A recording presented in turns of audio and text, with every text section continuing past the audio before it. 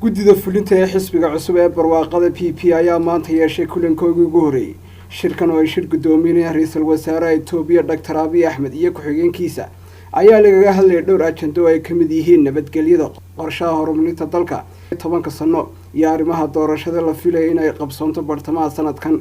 xulista guddida ee fulinta PP ayaa ilaa hadda la garanay nidaamka loo marayo iyo xilliga iyo goobta lagu soo doortay. dhanka deegaanka Soomaalida ayaa aad uga dhex muuqda shirkan ay guddida fulinta ee PP yeelatay, waxaana madasha shirkan lagaga dhex arkay dhammaan guddida fulinta ee xisbiga dimuqraadiga ee Soomaalida oo qayb ka shirkan ay maanta yeesheen guddida fulinta ee PP.